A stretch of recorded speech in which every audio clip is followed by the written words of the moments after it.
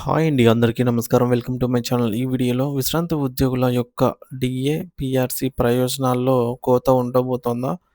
అసలు కీలక ప్రకటన ఏం చెప్తుందనే పూర్తి వివరాలు వీడియోలో తెలుసుకుందాము.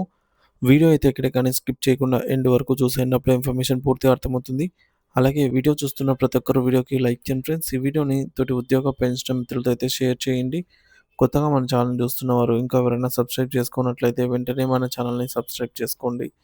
సో, దీని ద్వారా నేను చేసే లేటెస్ట్ వీడియోస్ అన్నీ మీ వరకు రీచ్ అవుతాయి. ఇక ఆలస్యం చేయకుండా వివరాల్లోకైతే వెళ్ళిపోదాము. ఫ్రెండ్స్, ఇక విషయానికొచ్చినట్టయితే విశ్రాంత ఉద్యోగులకు డీఏ, పీఆర్సీ కోతలపై వస్తున్నటువంటి వార్తలలో నిజమెంత?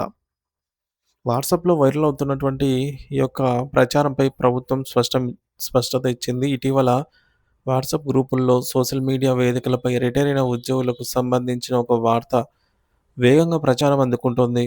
అందులో ఏముందంటే ఆ వార్తలో కేంద్ర ప్రభుత్వం ఫైనాన్షియల్ యాక్ట్ 2025 కింద విశ్రాంత ఉద్యోగులకు డీఏ, పీఆర్సీ ప్రయోజనాలను నిలిపివేసిందని పేర్కొంటున్నారు.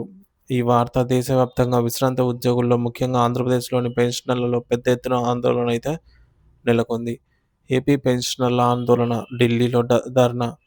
ఈ ప్రచారం వల్ల ఆందోళన చెందిన ఏపీ పెన్షనర్లు ఢిల్లీలో ఈ మేరకు ధర్నా నిర్వహించి తమ భయాలు, సందేహాలను ప్రభుత్వానికి తెలియజేశారు. ఈ ధర్నాకు భారీ ఆదరణ అయితే లభించింది. ఇక పెన్షనర్ల అసోసియేషన్ తమ డిమాండ్లను స్పష్టంగా కేంద్రానికైతే పంపించింది.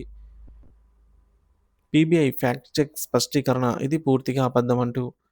మరి ఈ యొక్క ప్రచారం తీవ్రత పెరగడంతో కేంద్ర ప్రభుత్వానికి చెందినటువంటి పీఐబీ ఫ్యాక్ట్ చెక్ విభాగం ఈ యొక్క విషయంలో అధికారికంగా స్పందించింది.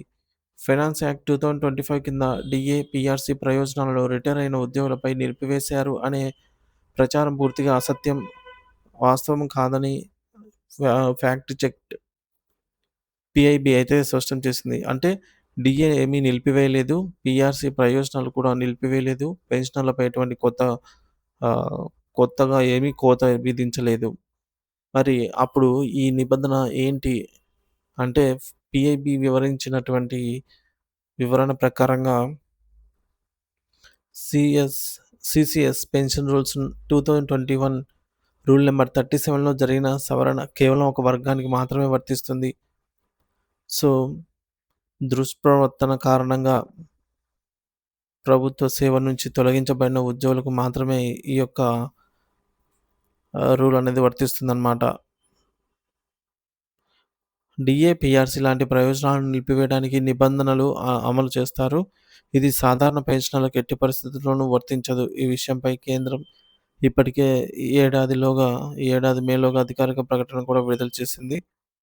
వాట్సాప్‌లో ప్రచారం అవుతున్నటువంటిది పూర్తిగా తప్పుడు వార్త. పీఐబీ ఫ్యాక్ట్ చెక్ మరోసారి హెచ్చరిస్తుంది. సోషల్ మీడియాలో వచ్చే ప్రతి సమాచారాన్ని కూడా నమ్మకుండా అధికారిక వనరుల ద్వారా మాత్రమే ధృవీకరించుకోవాలి అనైతే చెప్తున్నారు. పెన్షనర్లకు ప్రభుత్వం భరోసా. కేంద్ర ప్రభుత్వం స్పష్టంగా అయితే తెలిపింది. ఏంటంటే సాధారణంగా పెన్షనర్లకు ఎలాంటి కోతలు ఉండవు. డీఏ, పీఆర్సీ ఇతర పెన్షన్ ప్రయోజనాలు యథావిధిగా కొనసాగుతాయి. అందువల్ల ఎవరు ఆందోళన చెందాల్సిన అవసరం లేదు. డీఏ, పీఆర్సీ ప్రయోజనాలు రద్దు చేశారనే వార్త తప్పుడు ప్రచారము. CS pension rules 2021 rule number 37 సవరణ కేవలం ఎవరికైతే దుష్ప్రవర్తన వల్ల తొలగించబడిన ఉద్యోగులకు మాత్రమే వర్తిస్తుంది. సాధారణ పెన్షన్‌లకు ఎటువంటి నష్టం లేదు. పీఐబీ, కేంద్ర ప్రభుత్వం 2 అధికారికంగా ఈ మేరకు స్పష్టం చేశాయి.